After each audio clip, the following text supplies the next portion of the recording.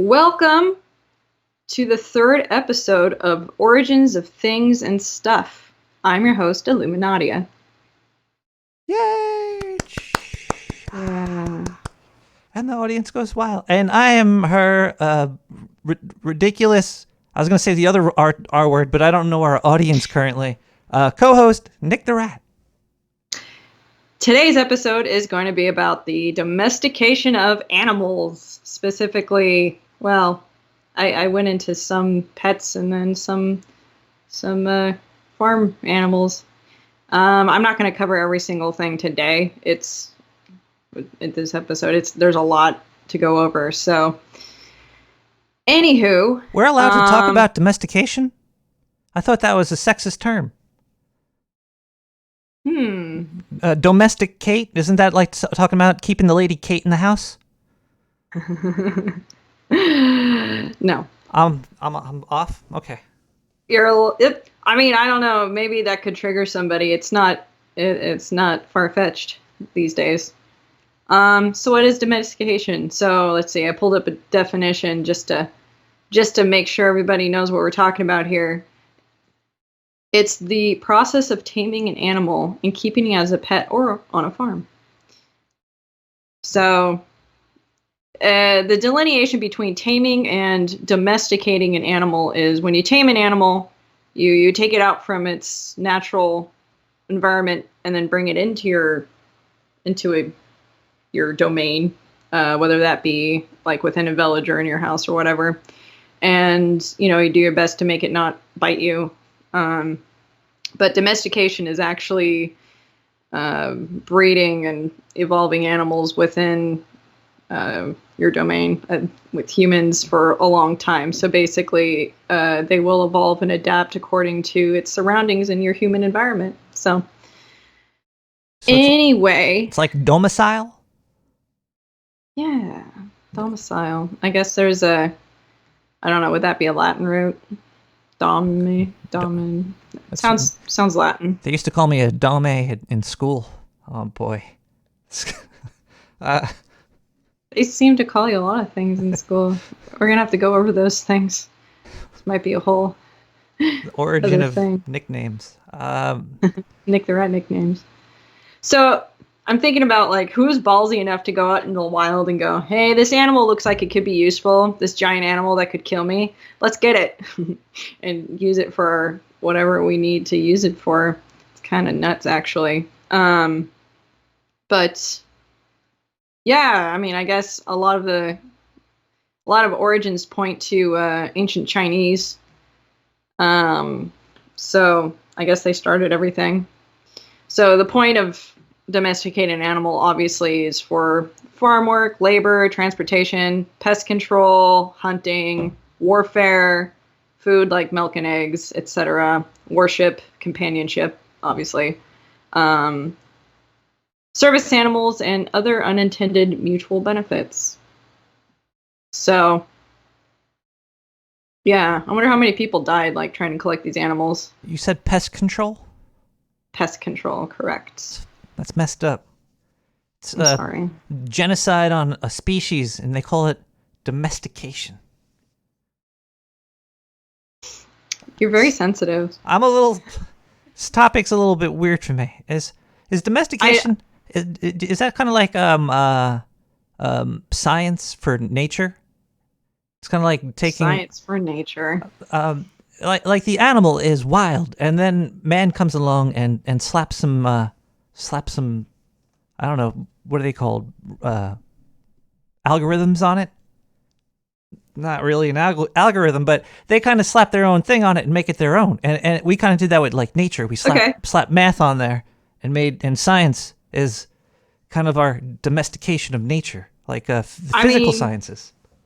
I guess you can get Mendelian on this whole subject. So I found this little chart, just kind of it's titled The Many Routes of Domestication. And this was, I found this on Discover magazine. So you can see here on the very left of the chart is dogs. They were the very first animals to be domesticated. And then down the line here is when everything else got domesticated. So it's actually a pretty significant time difference between dog and everything else. So because of that, I figure I might as well start with dogs. Hey, they are the man's best friend. yeah, apparently for tens of thousands of years. So basically what they say is humans first encountered wild wolves of a tamer nature than other species of wolves, I guess. Like our gray wolves today are pretty, I would say I mean, they keep to themselves, but if you try to like corner them or something, they'll likely kill you. But I don't know, I'm not a wolf expert. However, these species of wolves, it looks like they were pretty tame. So by wolf standards. By wolf standards, yeah. So eventually people were, I guess the wolves would come in for meat scraps, and then people are like, hey, you're cool. And the dog's like, I guess you're cool. And they eventually found they're pretty unclear as to how or when it happened. Like, I guess the earliest archaeological evidence might have started, they say 20,000 to 40,000 years ago in Asia, somewhere in Asia. I don't really think they have an actual location pinned down. It's up to debate a lot. They used to think it was like 15,000, now it's 40,000. It's quite a huge time difference, so they really don't know what the hell. So I can't really tell you the origin of this thing. We should just end the show. Do you think was it the Big Bang? You ever see that movie Airplane? It's like, tell me where this all started from. He's like, well, it was the Big Bang. We don't even know if the Big Bang is real, so we have to go back as far as we can. But was the wolf like the original dog, and like then from the wolf, they kind of had like a mutation, and they got kind of silly and less dangerous, and now we got Chihuahuas and stuff? Right, yeah. So I guess what they did was must have been a lot of inbreeding, like forced inbreeding. Yeah, I mean they would breed for specific traits down the line. I guess there was like a European lineage as well. So there's an Asian and a European lineage that they were able to trace down. So what they did was they were able to take some DNA analysis and trace things back all the way down to where, our modern dogs, and trace them all the way back to different origins. And the majority of them come from Asia, but they think that the European lineage may have died off, but again, it's very vague. But yeah, they coined the term survival of the friendliest. So these dogs, obviously, the nicer ones were favored over other ones. Wow. So it's like the one-time survival of the fittest didn't work. It was like the exact opposite. That's strange. Yeah, it's kind of interesting. But yeah, as things progressed, dogs became acutely aware of human emotions and gestures and social cues and that kind of thing. And eventually, there would be an actual emotional link between the animal and the human. They would actually, the same way an adult human looks at their child, there was actually a connection there where they would release oxytocin, which is the love chemical in your brain. And is oxytocin like midichlorians? These things seem to have a lot of involvement in a lot of stuff. And things. It's like, oh, you're gaining a little weight. Oh yeah, it's your oxytocin or whatever, or anything. Everything's linked to that stuff. Yeah, well, there's oxytocin. I mean, serotonin. Like, these are all feel-good drugs, but oxytocin is basically you produce a shitload of it when you're giving birth, and your baby's here, and it's like, you're surging with this oxytocin, and I love you. I love this baby. So it's the same thing as having a dog. People like a tease stretch. millennials. Yeah, well, people tease millennials for loving their dogs a lot. Well, that's because of mental but illness. There is an actual chemical scientific reason behind, the connection humans have with their dogs. It's not, yeah, dogs are people too. Rats are people too. Yeah, well, you're going to be interested in this. Oh no. Yeah. I'm scared of where this is going. So yeah, in the middle, so yeah, there's different cultures. They eventually adapted their dogs to various jobs. They way back in the day, they would use dogs for hunting. And there's actually little cave paintings of little dudes holding. Damn it! I should have put that up there. There's little cave paintings of dudes with bow and arrows, and the little dog sitting next to him. This here is a medieval, the one that you just had up here. That's a medieval depiction of a dog going after a cat, or dogs going after a cat. Does that one on the left have like sunglasses? Like, what's going on with that? I thought that was my mom in the tree. Man, they're shitty drawers. No wonder why they got black pit leg. Wow, that was mean. They domesticated their artwork. They made it better and better. What do you think humans might have been domesticated on this earth by the Palladians to mine the gold to send back to their home planet? Dude, that's super deep. I have no idea. What are the Palladians? Oh, they're like the tall blondes. And they're out there. But I think they might have, maybe they put humans on Earth. And now we got mad with power and we're domesticating dogs and we're almost giving birth to them already. Maybe that's their like intention, dude. Maybe the Palladians are dogs. What? I don't know. So, yeah, you're right, though. I mean, dogs did get a little mutated over time. So there are traits that dogs were bred specifically for, which it kind of retained their juvenile traits from when they're puppies. Yeah, they call it neoteny. Neoteny. And neoteny. Neo, Neoteny. And that's just the process of breeding any animal, not just dogs, to retain their juvenile phenotypes. Like, so a phenotype heads. is just an expressed gene. So basically, my brown hair, it's a phenotype. And quick and dirty definition of that. So, yeah, I mean, you got your first floppy dogs, floppy dog ears. Wolves had pointy up ears. Floppy dog ears are a trait of neoteny. Neoteny. I have to pronounce my T's. I always leave them out. It's neoteny.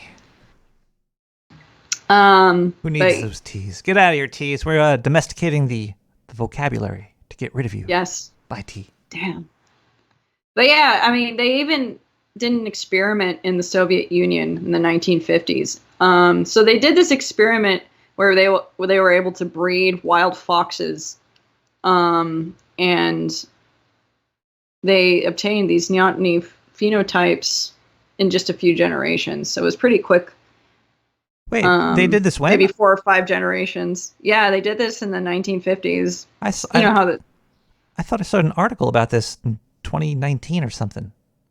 That's what causes the curly tail and like a whole bunch of goofy stuff that people think like it's enduring. It's like, oh, that's yeah. How does mutations know what people feel? Midichlorians, I'm telling you, this is all linked back to Jedi and stuff. This is midichlorians? Do you mean mitochondria? No. Don't worry about it. Oh, I see. It's the Force. Yes. It's the Force. Yeah. Okay, yeah. I remember that. That was an unfortunate addition to that story. Sorry. Okay. So here are some examples of breeds with neoteny traits. Pugs, beagles, probably chihuahuas. I was going to interview my dog and ask him about this, but he's unavailable. Ragdoll cats, dwarf bunnies. So those are just a few examples here. So going through all these images. Sorry, yeah, I'm trying to. I thought you had a picture of all these dogs. Okay, we'll just say this right here is a pug. This. Yeah, I don't have pictures of all these dogs. I probably should have. I can imagine them in my mind. People can imagine them in their heads. So it should be illegal to do this, though. Isn't this like playing God? This is like genetic mutations that were. Pugs have horrible lives. They have hard breathing. They die young. All these smaller dogs have rough lives, thin bones. Yeah, I mean, you do definitely have some deleterious effects of inbreeding. So, yeah, it's common for, say, for instance, German Shepherds. You know, the big barreled dogs. It's common for their stomach to flip around in their chest.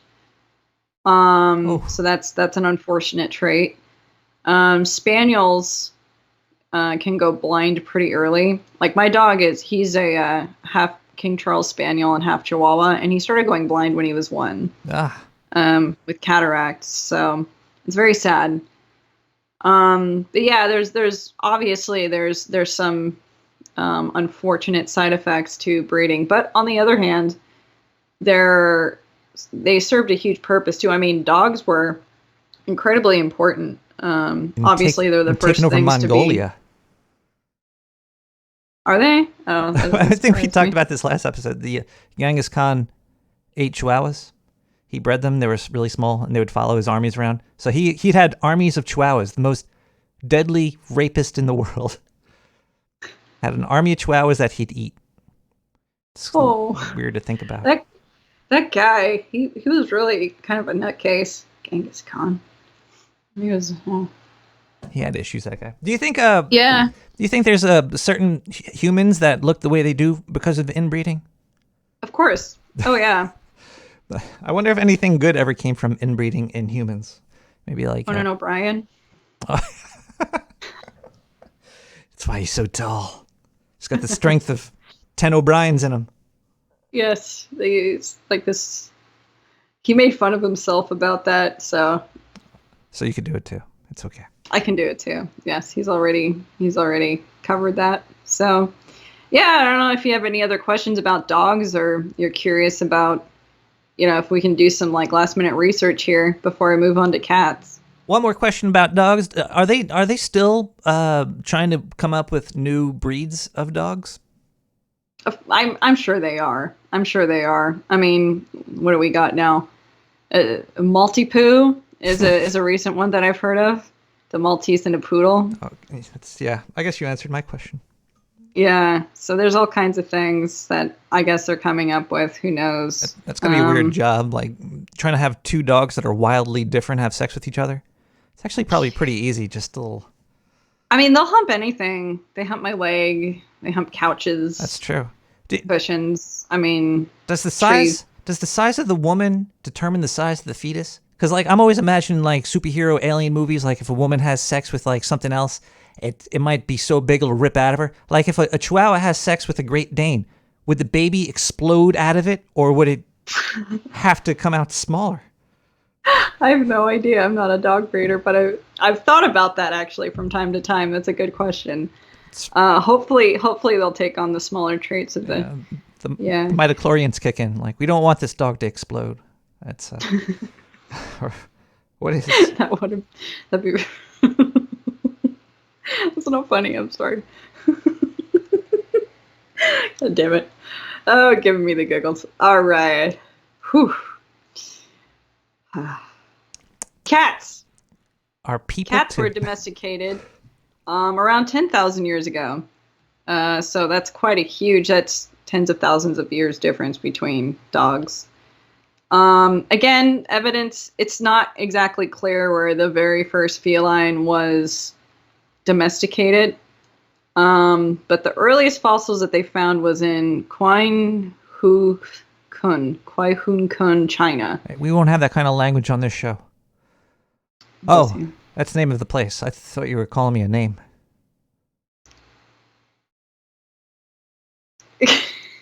Aw, you're very sensitive. Don't be paranoid. I wouldn't call you names. Okay. I thought you called me the C word. I thought you said quiet. Yeah. Kunt. That's like a comma in Australia. Anywho. Yeah, so the reason why that they suspected that these cats were domesticated when they found these fossils in this place in China, basically they were able to determine that they ate like a millet-based food based on carbon isotope analysis. I don't know if I should even go into that, but let's just put it this way. No, I won't go into that. Let's stick to the cats. The carbon isotope thing gets too complicated. Okay. But basically, if you have a high isotope, that means it's more grain based, and low isotopes mean that you're eating more, wild fauna and flora. So, yeah, grain causes higher isotopes in the is grain domesticated? In the skeletal remains. Is grain domesticated plants? Well, there is wild grains, so I guess anyway. But they believe that the cats were eating mice that were eating the farmer's grain storage. So and they shrunk? Yeah, I don't know. But yeah, I guess it was just kind of an accident. Like the cats, not an accident, it was just sort of like it ended up being mutually beneficial that the cat was present. So they just sort of came in and started hunting mice, and these people were like, oh, I guess we shouldn't eat them because they're killing our pests. So that's great. I have a chart of the different cats and their origins here. Felis sylvestris. Sylvestris. Like Sylvester the cat. Oh, that's where they got it. They got it Sylvestris from Sylvester. It's the Latin name for cat. Wow. The more you know. Will you throw up that picture with the cats? I thought it was up already because I was looking at it on my screen. So let's see here. Yeah, it looks like we start off with the European wildcat. I know you all know how to read, but there it is. So the African wildcats, Near Eastern wildcats, Central Asian, and Chinese mountain cat. So all this is saying really is that there's multiple domestication events. This picture's a little blurry, but aren't these all the same looking cat? Well, they're different colors, so they're the really? same. Oh, okay. They're not the same. I mean, they're just like the only difference is the color. Yeah. Pay attention. I'm trying. Oh, this is very advanced for me. It's okay. We'll get you there. It'll be fine. Yeah. So I guess the earliest evidence of wildcat interaction was around then. They weren't sure if they were actually domesticated at that point. So I dug up some photos of actual cat bones in these burial grounds near this place that I can't pronounce in China. It's tiny. Did you know that? I don't think we're allowed to talk about tiny cat bones on the show. Wait, let me make them bigger. There we go. Oof. There we go. Yeah, so you can just see a jawbone. There's, I suppose, is a femur. This looks like a, on the bottom left there, it looks like a pelvic bone. I don't know. So, yeah, they determined that these were actual cat remains. So it's, apparently they haven't changed a whole lot since then. Takes a long apparently time. Pretty much the same back then as they are now. So who knows? I don't know. However, the earliest non-physical evidence of cat domestication apparently was in Egypt, and they determined this by the fact that there were Egyptian hieroglyphs of cats everywhere. Also, they mummified their cats. So that is physical evidence. Why did I say non-physical? Never mind. It also kind of looks like the chair is made of a cat as well. That looks like a cat paw for the chair. Oh, yeah, it sure does. How about that? Yeah, so kitty cat sitting down there. It's clear that the cat is under a human, a person, just doing its thing, doing its cat thing. So The Egyptians thought all cats were basically the physical form of a goddess named Bastet. Bastet was the Egyptian goddess of protection, pleasure, and good health. She was considered to be very, very powerful. Cats are bastards. Maybe that's where they got that name from. Uh-oh. I think we have a Skype disconnect. Hold on one second, everybody. We have to do a... And basically is based on... The Eye of Ra is the all-seeing eye. All right, you just got back. The last thing you said... Last thing you said was Bastet, and then your thing froze, and then you said Eye of Ra. I'm sorry. Okay, so let's see. I'll just say that all over again. So Bastet was the daughter of Ra, and Ra is the sun god in Egyptian mythology, and the Eye of Ra is the all-seeing eye. So Bastet was chilling right alongside Ra, so she was a big deal. So the reason why cats were regarded as, a deity is because these cats would mitigate disease by hunting disease-carrying rodents, no offense, and insects, and keeping crops from getting eaten. So Bastet was called the Lady of the East, goddess of the rising sun, the sacred, and the all-seeing eye. So... It's just part of the Illuminati with the all-seeing eye. That's where it came from. I mean, I guess so. It's pretty interesting because I actually didn't even know Bastet was also called the all-seeing eye. And I got this from there's a Rosicrucian Egyptian museum up north in God damn it. I'm gonna have to remember. But I got a picture of Bastet as a little statue there. There she is. Sitting all nice and pretty. Wow. Ow. And they also had her in her therianthropic form. Therianthropic just meaning half animal, half human. And she's got a cat head with a slender human body, female body. I think it's the next image. There she is. And I think she's holding an ankh, which is a symbol of life, or maybe a milk jug. I don't know. But you can see all the little kittens at her feet. She's protecting everybody.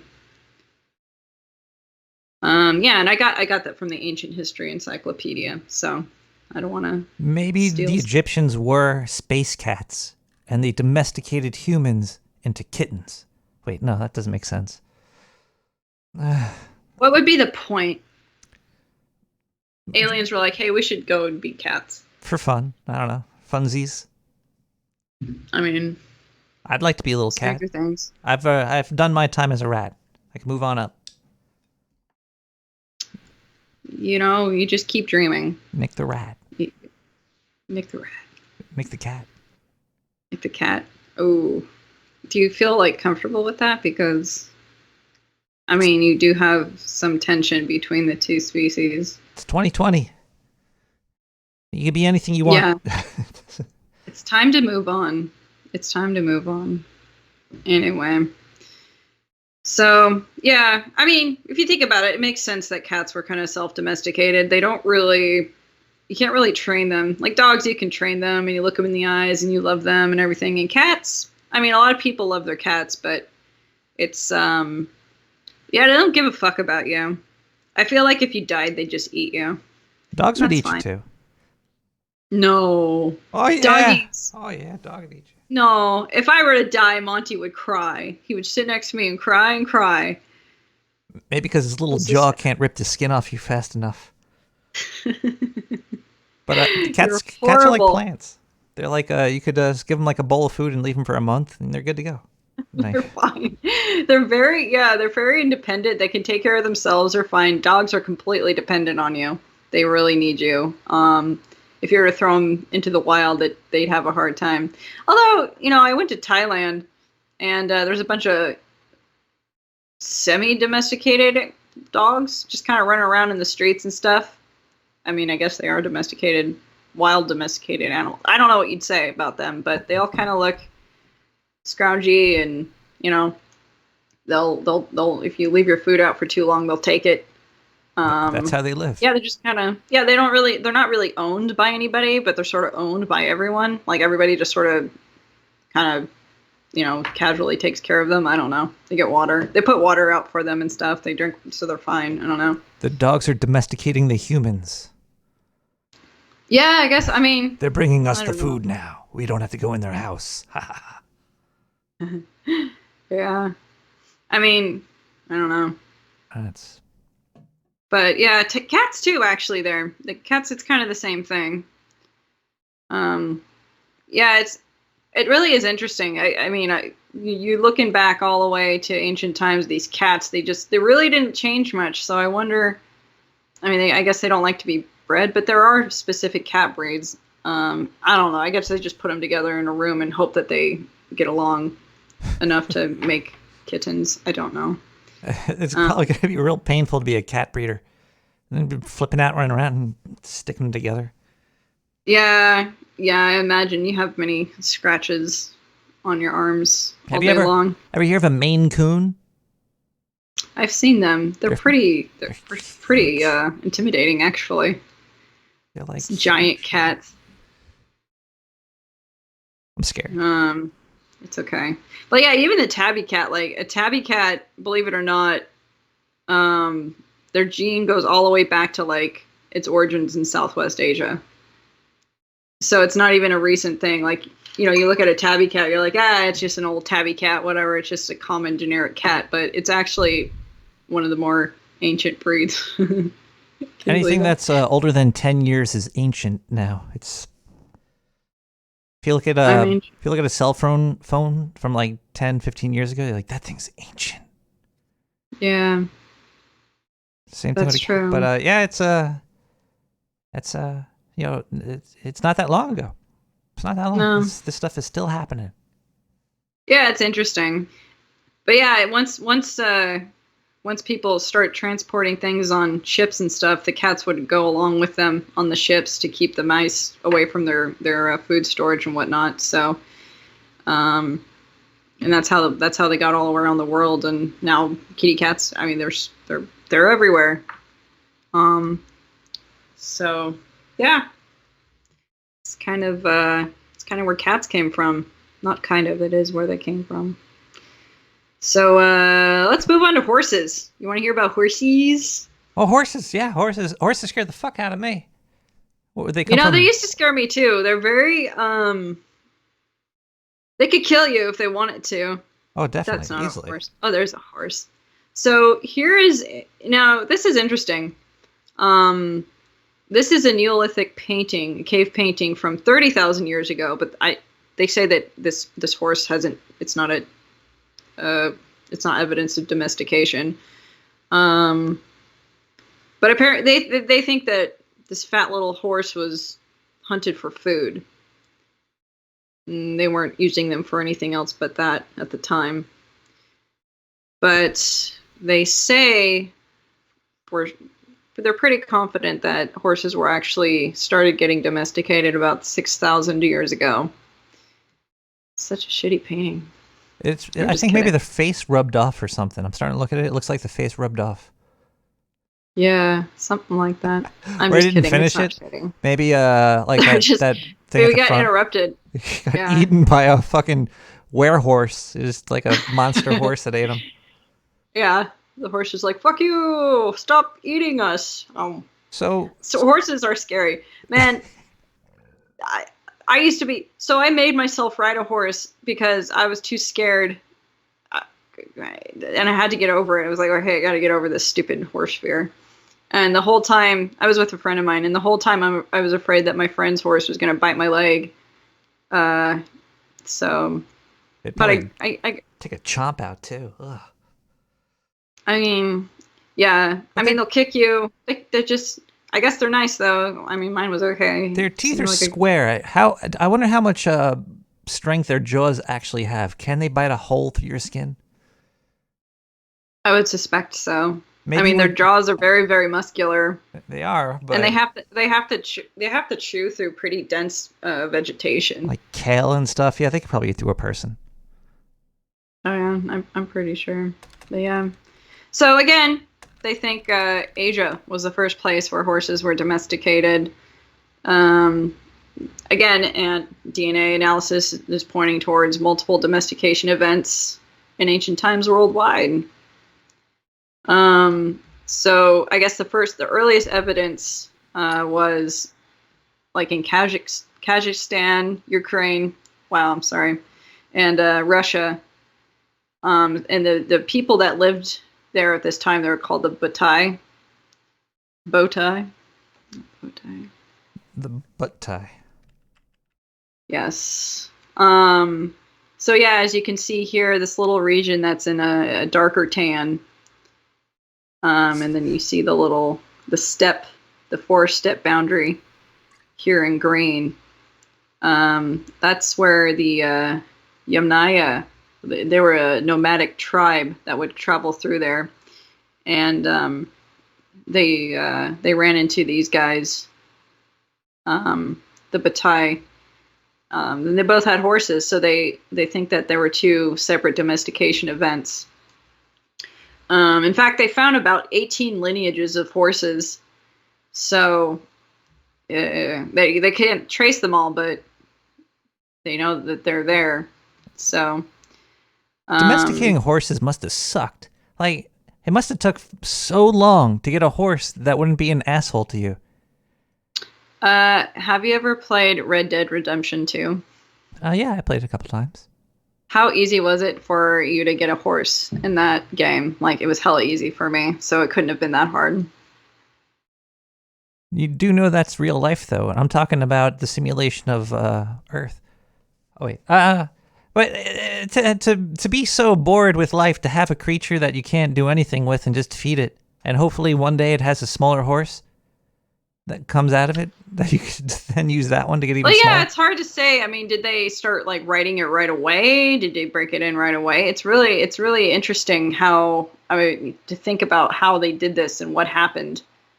Do you think they had really large villagers ride the horses to try to like get smaller horses somehow? Kind of like compress them? I mean, would that work? I don't think that would work. I mean, they must have been relatively large because they're the ones grabbing the horses. And it's true.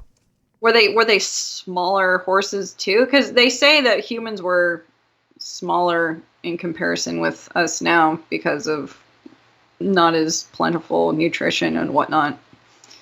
But yeah, I guess they were used for milk and meat at first. So I guess they just milk wanted a to horse? eat them some more. Yeah, they horse milk. That's been weird. I don't think I've ever seen horse udders or titties. They got them. They're mammals, so. Oh yeah, I guess they have there. nipples. They have to have nipples, and I guess they don't hang low because a horse has got to look up to suck on them. But a cow's udder is so low. Does a cow lay down? Because can a horse lay down? We need a horse expert to call in right now. I got so many questions about horses. We should have these are questions that I didn't think of, and I can't answer. I'm curious about horse boobs now. I'm sorry, we're getting a little off the topic. Let's. Well, I mean, I thought about that. I was like, hey, what are we, and I wasn't gonna just like post a picture of horse boobs. What do they look like? How did they milk the horse? Right now, I mean, horses are kind of skittish, especially at the very beginning stages of domestication. I'm sure they're a little bit more like, don't touch me, fuck, horse mom, milking a horse mom. That must have been very dangerous. Kudos. We must have like looked at these humans that did this as like strange hippies that you don't let your kids hang out with. Like, oh, Bob, he's got that insane creature that wants to eat him on his next to his house. He's keeping it in he's trying to milk the horse. This guy's insane. There he goes again, trying to milk that horse. You better just come back to the village and hunt and gather just like normal people. Yeah. We keep going milking horses for. The first domesticators must have been looked at as like insane people. Yeah, they probably were. Come to think of it, they probably all didn't just decide like, hey man, we should just go get that wild thing over there. They're like, no, I'm good with hunting and gathering. What are you doing over there? Crazy guy. And that one guy is like, fuck you, I'm gonna try. I'm gonna do it. Yeah. So evidently, So those bow tie people that I was talking about previously, there is literally no DNA lineage to the horses that the bow tie had. Oh. So there's this picture I gave you a picture of this horse that looks like an ass, a mule. That's what they looked like, I guess. Looks like Tom Cruise. What if it is Tom Cruise? You're being rude. Sorry, Tom Cruise. So, yeah, they rode little Tom Cruises around. Melton rode little Tom Cruises around. There they are. So that's, yeah, all the horses that we have, in ranches and stuff that we ride around, they're not even related to this dude. So, what did they call this? They called it Przewalski's horse. You're doing fine. Przewalski's horse. Sounds like you just had a stroke. Yeah. It's like, that's a horse. I could have been having a stroke, and you're making fun of my stroke. Somebody and die. Call 911. Oh, this is pre-recorded. Crap. Oh no.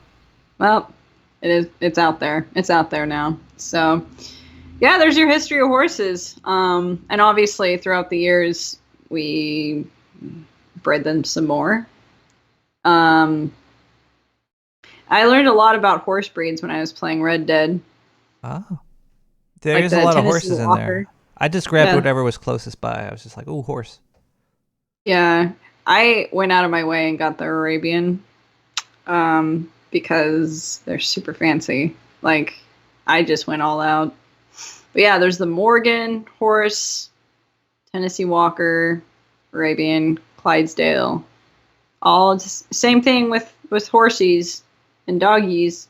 Horsies, if you breed them, get them inbred, they're going to have a lot of problems. Now, I don't know specifically what specific things certain breeds of horses have, but I'm sure it's very similar. You have a donkeyism. Oh, donkey. Bob down the street had a donkey for a son. Don't talk to his family anymore. He's got those weird genes. Do you think the climates, or like a horse in like North America and a horse in Asia, they were different because of different climates and foods and billions of years of having them in different geolocations? Blatantly. Was the original domesticate or different breeds? Or did they all come from one horse? Was there like an alpha horse, like one mold of a horse, and then that one horse got broken down and fucked up somehow?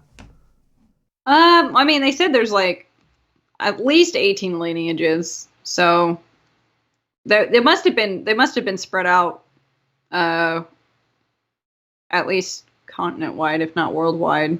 And where did the first horse come from? Was it like a water mammal at one time? Was it like a seahorse? I don't know these things. We that would have to be an entire different thing and stuff episode I don't think anybody knows. To consider. I don't know. I'm sure they do. I'm sure they can figure it out, but I think I'm not an archaeologist. I think this is where religion comes from. People are like, where'd the first horse come from? I don't... Somewhere. There you go. Let's write it in a book. Yeah. Easy to explain it that way. It's in the book. That's where it came from. It is in the book. So you know what another interesting creature is a cow. I know everybody thinks cows are dumb and stupid and just like, whatever, it's a cow. Cows are everywhere, stupid. They're actually not stupid. Turns out that they're very interesting. So here in this map that you just pulled up here, there are 3 different domestication events. So we got India over here, and that looks like a little Brahmin over there. The Brahmins usually have the little humps there. And then the Fertile Crescent. Now the Fertile Crescent, if I'm not mistaken, is basically the steppes of the borders Iran, Syria, Palestine, or maybe Turkey, maybe Iran. I was going to say something really disgusting for the Fertile Crescent, so your answer sounds great. Okay. Also in Egypt. So western desert of Egypt there in lime green. So yeah, this is hypothesized. They're not 100% sure, but just based on fossil evidence, they were able to kind of come up with that. So, but yeah, bovine were actually a pretty pivotal step in human agriculture, because obviously, if you were to put a plow on a cow, they can do a lot more work than just one person. Obviously, they were used for meat, milk, and for a lot of cultures, they helped humans get through times of drought and winter when there were no crops available, when there was no vegetation to eat. So they were pretty essential for survival as well. But if there was no vegetation to eat, what'd the cows eat? They could eat grass and stuff, but people don't eat grass. I'm talking like, yeah, they can't digest grass, but cows can and do. So what a cruel joke. Let's cover the planet with grass. And humans can't eat it. They have to eat the things that eat the grass. Yeah. So I have a little picture too of what cows looked like before, and there's a little timeline to now. I wish I'd gotten a bigger picture, but yeah, huge. You could see. Yeah, they were huge at the beginning, and then they're huge at the end. So I'm not really sure. Not really sure why, but yeah, as you can see in the Middle Ages, they got tiny, and it looks like its ribs are showing. The plague. Yeah. Probably just. They had a rough time in the Middle Ages. Chasing cats with their dogs, tiny skinny cows. How do you say this first one? Oroch? Oryx? No, I don't know. Good question. Is that oric? Is that the stuff that Adam Curry eats all the time? We should ask him. Might be it. So you got the Neolithicum, which I assume is the Neolithic age. That's really old cum.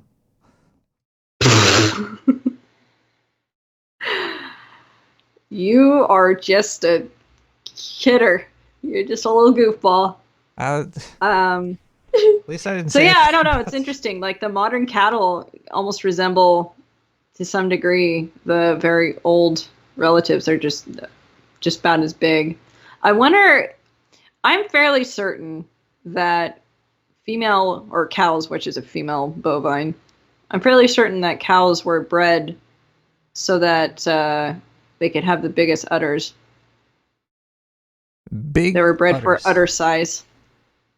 Fairly certain.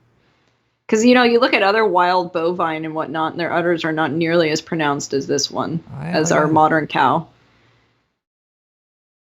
Yeah. Well, they must have been really happy when that first cow with the huge udders came out. They're like, oh, man. Yeah. She's the princess. Fuck. She's the princess cow. Let's make sure her udders stay in this lineage. You know what's crazy is... I'm so glad that you said that, because the transition here was in Egypt. They had a cow goddess named Hathor. So Hathor was also a big fucking deal. She was actually the mom of Ra, the mother of Ra. She's depicted as a woman with the head of a cow, or just a woman with cow ears, or just a cow. And the cow, she's got full udders with flowing milk. So yeah, mother of Ra, bringer of life. Pretty big deal. And I guess according to their lore, they were initially set upon humans to kill them for their sins or something. And yep, there she is. And straight to the source. Yeah, she's just like, go ahead, I guess. I'll be patient. And you can see there's a little eye of Ra on her eyeball there, so you can see that. Yeah. And the thing in the center of her horns is actually the sun. What a hothead. Or so I believe, or so they believe. But yeah, being that she's the mother of Ra, makes sense. There she is again.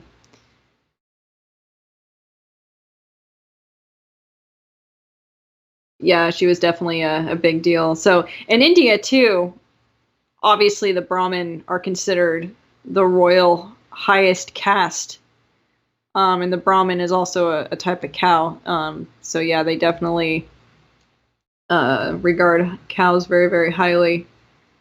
The Japanese make great Brahmin.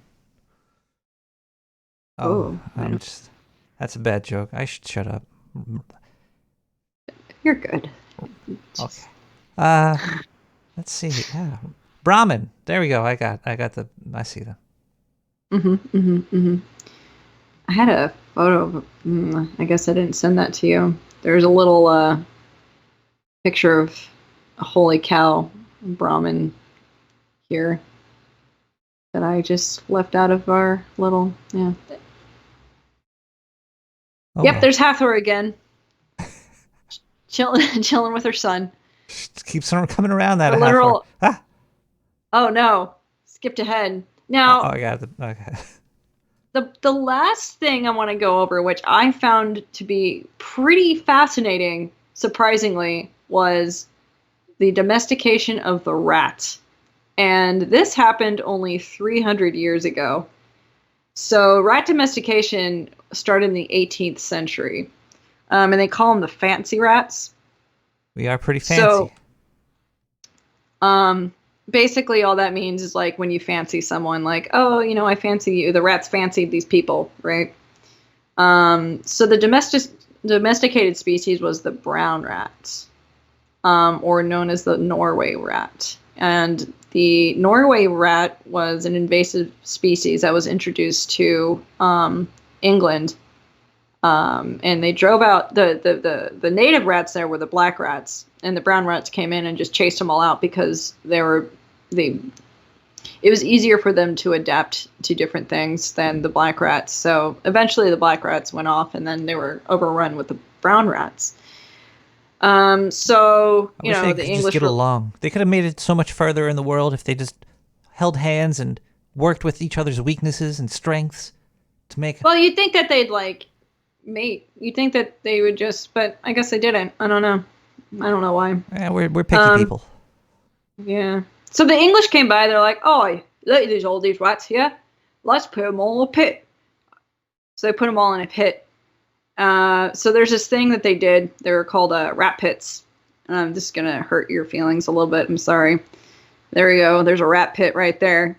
So. Yeah, look at all of them in the background there. Look at all those rats back there. Top hats and stuff. Yeah, Victorian. So like, oh look, put a dog in there. See how many rats are killed. So basically, yeah, they throw a dog in there. They put a bunch of rats in there. In the I guess it was a determined amount of rats, like maybe 20 rats or something. And they throw a dog in there, and the dog would go in there and kill all these rats.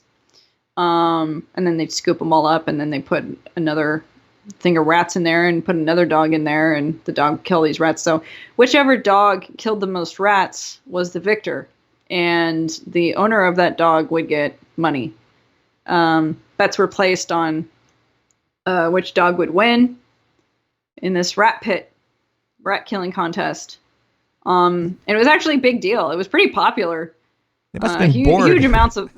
I mean, they're Victorian. Like, they didn't get to do anything, so they're like, "Let's kill rats. I'm bored. Let's go kill rats." They weren't killing them. They were probably breeding these rats so they could kill them. That's exactly right. They were breeding the rats. So that's actually how they were. Initially, they were just used for blood sport. Actually, it's a huge amount of money went back and forth between people. I guess it was a big thing, like horse races today. Not even kidding. Like, it was kind of interesting. There they are again, all fancy. There are these poor rats hiding. Climb up the wall. Yeah. It's really sad. And they're like, "Get back down in there. You need to die for my blood sport." Yes. And there's that guy. He's looking smug as fuck. He's probably the pit master. He's the bookkeeper. Yeah. They're all watching intently. It's a horrible. Anyway. I thought we were talking about domestication, not the murder and slaughter. It's coming. People. So there was this. I'll give you a moment. This is an important part of your history. I want reparations. Okay. All right, I'm good. Okay. All right. You need a second. You need tissues. Some more beer. Okay, that's good. Nothing better than a drunken rat. So yeah, rat pit owners would breed these rats, like you said, and mutations would occur, like varying coloration and stuff. And one pit master, his name is Jimmy Shaw. Hello, my name's Jimmy Shaw. And he looks at these rats. He goes, I like these different colors. Maybe that's Jimmy Shaw there in the middle. Who knows? There's Jimmy Shaw. Jimmy Shaw. Who are those dudes in the back in the red? What the fuck? That guy on the right looks like a goth. What's going on there? They are French. Yeah, here to watch. None of them are smiling. They're like not having fun. They're watching dogs eat rats. How their life must be miserable. What's up with that? They got the golf in the back. Oh, look, they have pictures of horses in the back. How about that? Wow. I want to see horses eating dogs. Nah, I'd pay to see that. Ugh. You ever see the video of the horse eating a little baby chick? Like he just scoops the chick up and eats it. What the fuck? Man, nature's horrible. It's a little messed up. Ugh. Jesus. But hey, stuff happens. Yeah. There's Jimmy Shaw. He's like, look at these different colored rats. So he decided that he wanted to go all Mendelian on them and start breeding rats for specific traits. And eventually rats became pets and he would sell them as pets. People thought, and they called them fancy rats. Like, I have a fancy for these rats. Whatever. Is that really why they're called fancy? But guess what? That's so sad. Call them the Incredible Rats. The Incredible Rats. So guess what? There was also a dude, get this, his name was Jack Black. And he's an individual that can be accredited for breeding rats as well. He caught and he bred them until he got an albino, black, fawn, gray, and marked colored rats. He struck the gold pit. He was like, fuck yeah. Yeah, well, because I guess he was the royal ratter. There's literally a dude whose rat it was to catch rats. So he was like, oh, cool, and he bred them selectively to keep these traits. So these brown rats became not brown rats. So yeah, Jack Black and Jimmy Shaw, first people to start selling these fancy rats. They can be accredited for that. And they became so popular that there was a rat club that started. Yeah, hold on. Let me take that back. So the National Mouse Club, which mice, it's a different story. They were also self-domesticated. They just kind of came into the house. People were like, oh, you're really cute. And they put them in a cage and kept giving them the same shit that they were trying to steal in the first place. But anywho, kind of the same story where they would selectively breed these mice. And they formed an entire club out of it called the National Mouse Club. And it was founded by this dude named Walter Maxey in 1895. Did he also make a pad for the mice to hang out? Mice, man. Could have called it the Maxi Pad. That was a oof. That was pun. That was oof. Anyway, can I point out real quick that the dude's name was Walter, and he made a mouse club. Walt Disney Mickey Mouse. Holy shit. Don't mention Walt Disney's name on here. We're going to get shut down. That's okay. Wrath of God is going to come down here. Mickey Mouse is going to come to my house and beat the shit out of you. Yeah. Break your legs. Yeah, he's pretty brutal. It's no good, man. I have nightmares of that guy. Oh, I understand. I hope you're okay. Do you get help for that or? No. You should consider it. I should probably. It would be good for you. So anyway, here's this mouse club. And then this lady, her name is Miss Mary Douglas. And she's known as the mother of the fancy rat. It's kind of cute. I can imagine her just like carrying a little rat, like, oh, I love you, little rat. So she wrote to the NMC, the National Mouse Club, asking if they would accept rats into their club as well. And they're like, okay, yeah, sure. Yeah, rats are cool. Really? Wow. So They changed the name to the Rodent Club. They could have got squirrels in there and hamsters and gerbils. no, it was just mouse and rat. So it became the National Mouse and Rat Club once rats were accepted in 1901. So they did a lot of more like Mendelian research. I keep using that word. That's exactly what it is, though. It's Mendelian, the P guy, the monk that did all the circles, circle artwork. He's the guy bred selectively bred snow peas, I think it was, or some kind of pea, sweet peas. Yes, sweet peas. Selectively for different phenotypes like pink flowers, white flowers, big pods, small pods, that kind of thing. So that's the background on that. So when I say Mendelian, I'm referring to that. So anyway, I thought you were talking about mandalas. No, it's okay. You're learning. I am. I'm learning a lot, actually. You're learning. I hope we're all learning. I learned a lot. This actually was pretty fascinating. So yeah.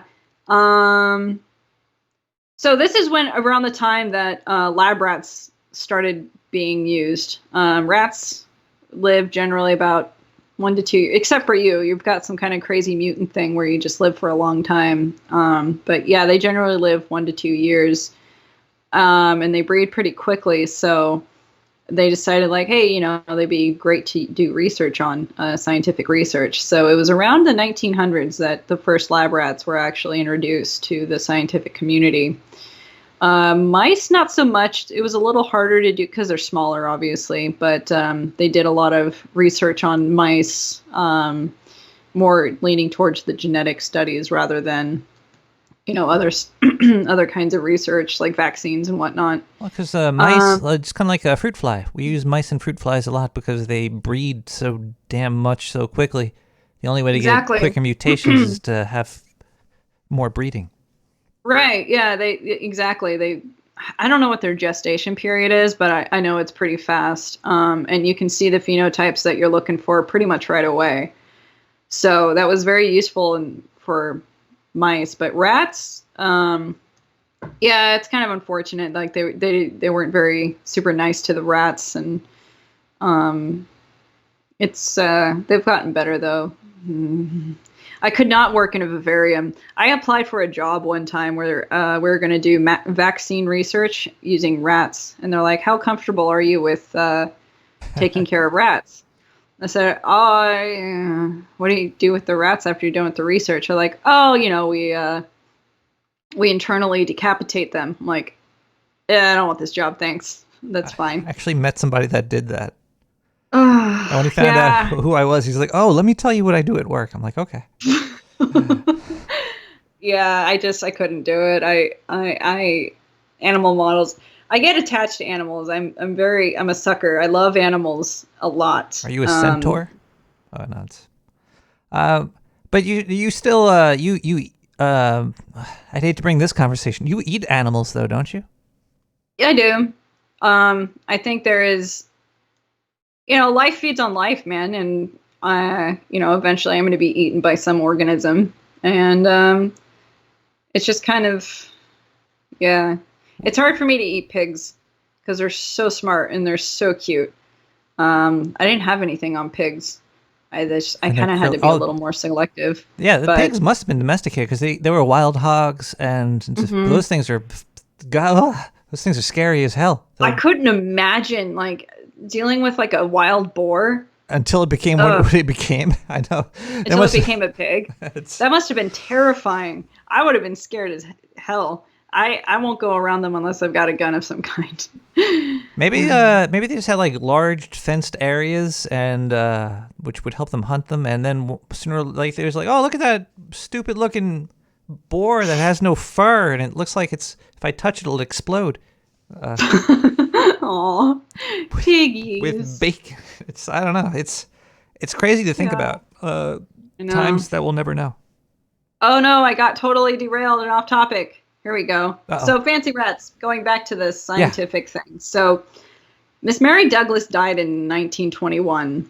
And as soon as she died, people did not like rats anymore. They stopped being popular. I think she was really good at promoting her brand. She loved her rats, and they're like, oh, she loves them so much. They must be great. And then she died. Uh-oh, you're glitching out a little bit. You're Skype glitching? You are Skype glitching. There is a last thing we talked about. Oh, you got disconnected. I think it's trying to reconnect. Okay, it's reconnected. Here we go. Hi, you have reconnected. Yes, the last thing I heard was the lady with the rattery, she died, and then... Oh, yeah, they didn't like rats anymore. She was just... I guess her love for rats was so great. People were convinced that rats were super great, and when she died, they're like, rats, I don't know. But get this. The fucking National Mouse Club is still around. There's a whole website. You mean Mouse and Rat Club? They dropped the rat. What? What the 1901 to what? Name. Those assholes. Yeah, they dropped it in 1929, so that was like 8 years after she died. Fuck those mice people. Mm-hmm. But yeah, I think I put a link. Why don't I send you a link to this? Because it's actually a really nice looking website, and they have shows and everything. Hey, don't promote this garbage on my show over here. It's your show too. Don't promote this garbage over here. It's Mice Club. Kick the rats out. There we go. Sent you the link. I'm not clicking it. Okay, I'm gonna go check it out and see this Mouse Club. Got rid of the rats. These bastards. How could... Let's click this. They'll be okay. Yeah. It's UK too. Those UK people. Oh no, it's not UK. What is this? Yeah, it is UK. Open link. Yeah. Yeah, they stayed in London. So, it's actually interesting because they go through all the different species and the colors and the types, and there you are. Yeah.